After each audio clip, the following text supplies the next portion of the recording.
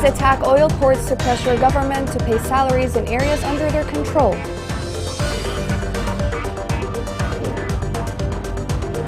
Defeating Houthis in Adalah front can pave the way to liberate Ib and Taz.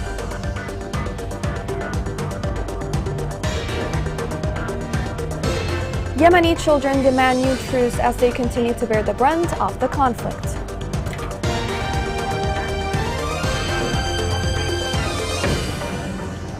Welcome to Yemen Today TV. This is the English news with me, Shazab Delbey. Houthis have recently launched many attacks on ports in South Yemen. According to local observers, such attacks would pressure the Yemeni government to make them pay salaries of civil servants in their areas of control. This report has more details. Since the expiration of the UN-brokered truce on October 2nd, the Houthi rebels have started drone assaults on civilian oil terminals in oil-rich districts beyond their control. On October 21st, the Houthi rebels claimed credit for the first drone strike after the truce's expiration, targeting a Greek oil ship as it neared an oil terminal in the eastern province of Hadramaut. While the vessel was calling for loading, two drone-driven explosions occurred nearby, compelling the vessel to depart the port and return to international waters. The vessel was not damaged by either explosion, and all crew members were uninjured. Yemen's foreign ministry issued a statement on November 10th, accusing the Houthi militia of carrying out drone strikes on the commercial port of Qina in Shabwa province. The Houthi military stated that its soldiers were issuing warning signals to prevent looting and smuggling of oil via the port. According to a public worker in Sana'a, the Houthis are bombing oil ports in order to prevent the Presidential Leadership Council from exporting oil until all public officials' wages are paid from oil profits. The Houthis are seeking to avert a government employee mutiny by insisting that the Presidential Leadership Council pay wages from earnings generated by the Sana'a airport, the Hodeidah port, telecommunications, and taxes. The two-month UN-mediated truce went into effect in April and was extended twice. UN efforts to broaden and prolong the truce for another 6 months have failed, and the deadline to renew it on October 2nd passed without agreement when the Houthis demanded payment for both military and civil sector wages and pensions. The UN proposal included paying teachers, nurses, and other public employees in Houthi-held regions, but not military personnel as the Houthis wanted. Tim Lunderking, the United States Special Envoy for Yemen, called the Houthis' demands maximalist and impossible, but said he was sure a deal would be made if the party showed flexibility. The provisions of the expired truce are still in effect, with Sana'a Airport remaining available for 3 commercial flights to Jordan each week and Hodeidah Port open for petroleum tankers, while other imports remained restricted. Talks to prolong the truce are also ongoing, with UN and US envoys to Yemen meeting with warring parties to reach an agreement and expand and extend the truce. A UN delegation headed by Deputy Coordinator for Humanitarian Affairs in Yemen visited Taz. The visit aimed to increase international support to the city, which was affected by the war and Houthi blockade. The UN delegation visited a number of public service facilities in the city. In Taz, clashes intensified between government forces and the Houthi militia. Military and field sources said in the past hours, the eastern front of the city witnessed violent confrontations with various types of weapons. This followed the announcement of the government forces' failure of an infiltration attempt by the rebels in Maqbana area. To the west of Taz, a child was injured by a Houthi bullet while he was sleeping in his home. The 7-year-old boy was injured in his left leg.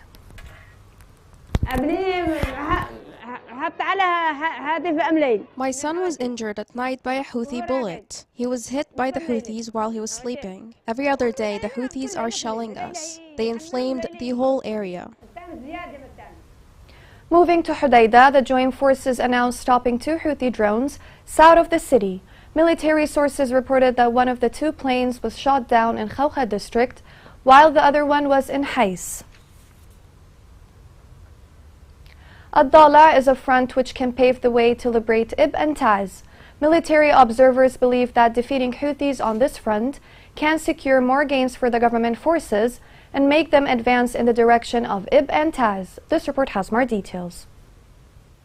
More than 7 years ago, the fronts of Adalah were and still are a solid rock on which the hopes and dreams of the Houthi militia backed by Iran were shattered. Since the liberation of most of the areas in Adalah Governorate in 2015, it has become a suitable ground for supporting the popular resistance in the neighboring areas and supporting the people of the areas in Ib Governorate, in which the spark of popular resistance erupted at the time. The fronts in Adalah are strategic to the support of the resistance. From a military point of view, in case any development were carried out to liberate Ib or Al-Bayda, this development must come from Adalah front. It's a key front to liberate these governorates. Observers believe that the militia has rearranged its ranks since 2019 and launched a large-scale military operation and carried out the fiercest attack towards the popular resistance and towards Adalah Governorate, through which it was able to control the most important strategic sites, such as Nasa mountain sites, Al-Oud, Hasha, Qa'taba region, with the exception of Maurice area and some areas of Hajar in Dalia district. During that period, the pace of battles intensified after the intervention and support of the Tartan resistance, and a number of areas were liberated in Qa'taba and Hajar, all the way to Souq Fakhir and Bab Ghalaq. No future deployment will be successful without Adalah front. It is the heart of operations. The front is pivotal from the eastern and the western sides to the direction to Al-Bayda and the other direction to Ib and Taiz. This is what we are hoping for in any future liberation. Observers believe that completing the liberation battle and moving the fronts toward the governorates of Ib and Taiz has become an urgent necessity that will work to turn away the balance of battle, break the Houthis, cut off their supply routes, and encourage the resistance in the rest of the regions.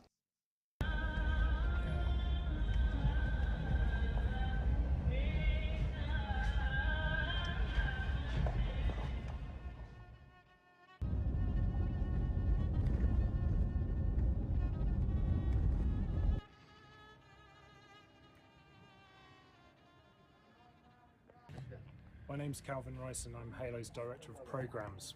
I'm currently visiting the city of Taiz in Yemen, and I'm here just behind one of the front lines which is separating southern forces from the Houthis. The front line is literally about 250 meters from me on that hill. I've come to this area just to see how people are being affected by the conflict that's happened here over the last many years. And very sadly, what we're seeing is a place which has been very heavily damaged. Massam removed 700 Houthi mines in the third week of November in many provinces. The project stated that the mines removed included 16 anti-personnel mines, 200 anti-tank mines, and 6 explosive devices. Massam project has removed more than 300,000 mines planted by the Houthi militia. In Hudaydah, 11 civilians, including women and children, were injured in a mine explosion. This comes hours after the death and injury of 7 other civilians in a similar incident. It was reported that most of the injuries are children of one family. Human rights activists called on the UN envoy to Yemen to put pressure on the Houthi militia to hand over mine maps. Save the Children organization revealed that more than 300 children have been killed and injured since the beginning of this year due to the war. In a statement, the organization stressed that Yemeni children demand a new truce as they continue to bear the brunt of the conflict. This report has more details. Children in Yemen are demanding warring parties recommit to preventing attacks and violence against civilians, as the conflict escalates with an average of 1 child killed or injured every day this year. Children from Taiz said that since the end of the truce, they constantly fear for their lives when they are playing outside or walking to school, and safety is their most pressing concern. Despite the positive gains made for children during the nationwide truce, more than 330 Yemeni children have been killed or injured in the war so far this year. On Friday, world leaders signed a historic declaration to impose limits on the use of explosive weapons in populated areas to reduce civilian harm and to provide assistance to victims and affected communities. The conflict in Yemen has been characterized by the intense use of explosive weapons. including thousands of airstrikes, artillery and mortar shells, as well as landmines and other explosive ordnance. These types of tactics have caused unspeakable harm to children, resulting in death, injuries, lifelong disabilities, and the destruction of civilian infrastructure. Save the Children organization hearing sessions with children across Yemen to mark World Children's Day on the 20th of November. Children attending the workshop in Taiz are calling for some recommendations to be considered by decision makers and humanitarian actors to ensure Yemen becomes a better place for children. Among these recommendations is to prioritize protecting children from violence and abuse, to ensure schools and hospitals are protected from attacks, and to mediate a nationwide extended truce that paves the way to lasting peace. Yemen's future depends on its children, and their safety is the true indicator of peace and stability in the country. Coming next in the news.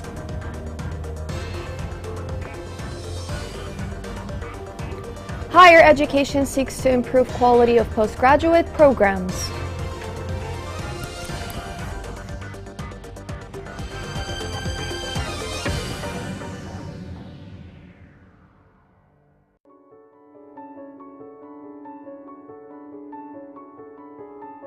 ننشر الدماء من الغل والغلا بعيد، كنا ندي بالدواب نعبي مورد ترجعنا. ننزل الساعة 5 رجعنا الساعة 9. ما يجي إلا ظهر لأن زحمة ما حد ليه يخلي الجهل يغرف وإحنا تعبنا زيادة. وكنت أحس صدري يوجعني وعز قدرك ركبي يوجعيني. كنا ما نستخدم حتى مقص أولادنا إلا يعني بأيام معدودة.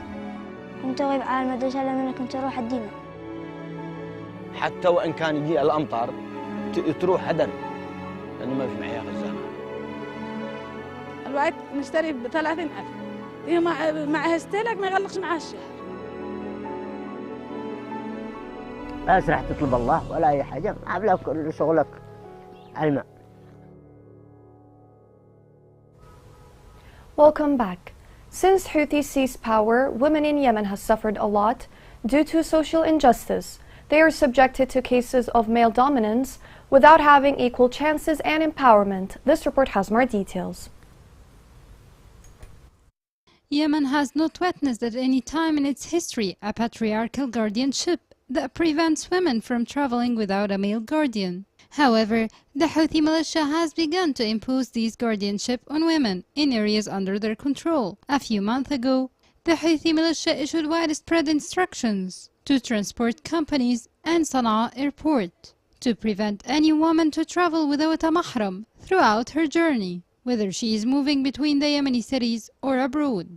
Noting that the Houthis have been preparing these restrictions imposed on women's travel for a while, critical and unprecedented violations of women's rights occurred during the Houthis' rule. Women face many violations, including repression during demonstrations, detention, torture, and sexual violence. In some cities in Houthi-controlled areas, women are not even allowed to walk in the streets without a male guardian.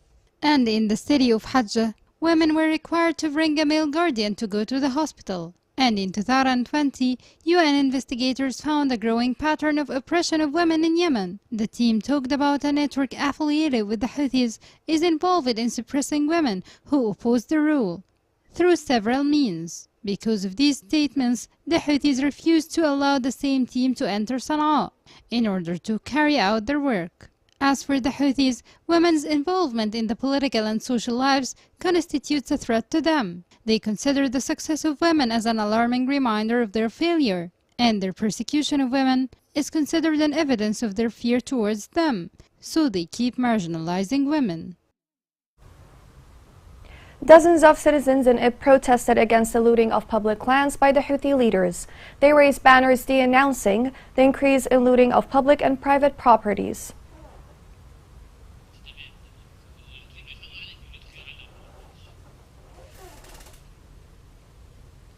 Head of the PLC Rashad Al-Alimi directed the concerned authorities to follow up the conditions of the Yemeni fishermen detained. A massive media campaign had indicated that Yemeni fishermen and their children had been kidnapped by the Eritrean authorities. Yemeni fishermen are exposed to continuous violations that include detentions and the confiscation of their boats by the Eritrean Coast Guard.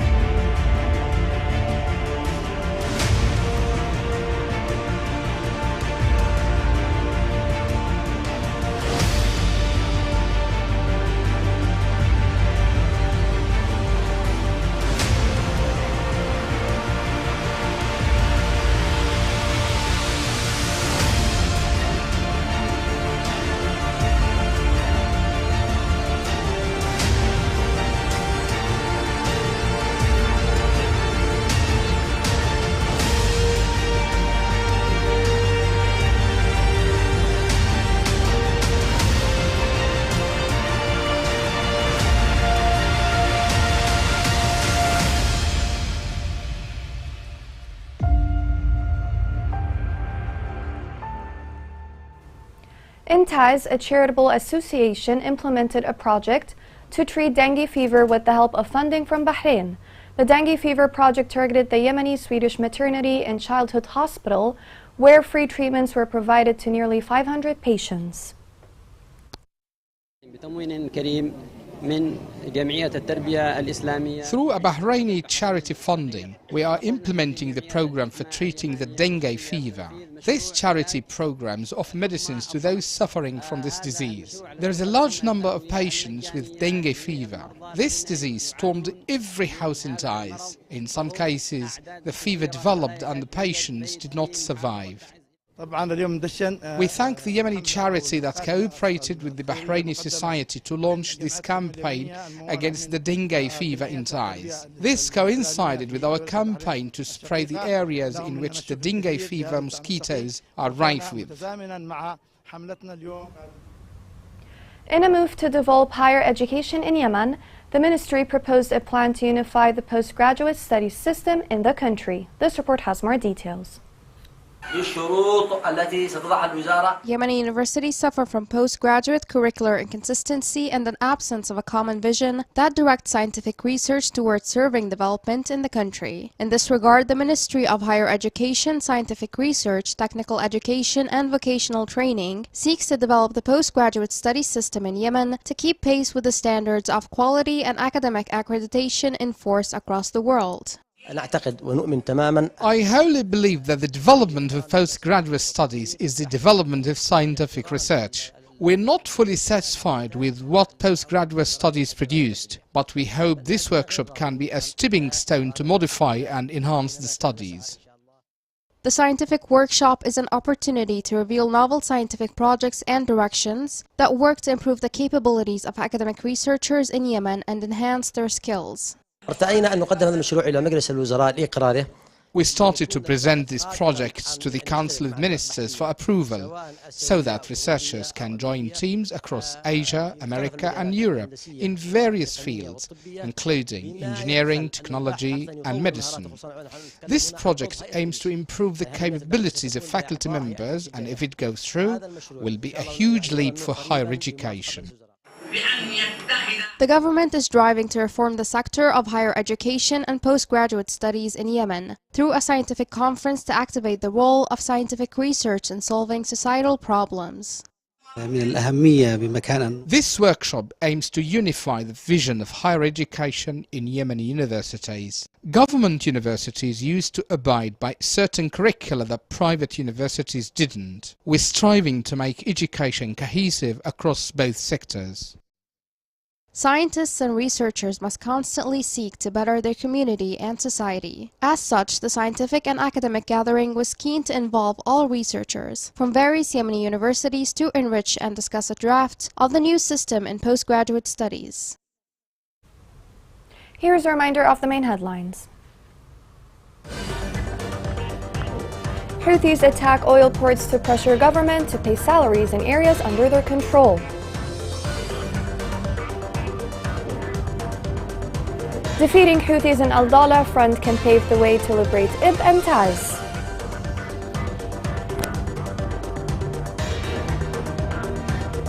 Yemeni children demand new truce as they continue to bear the brunt of the conflict.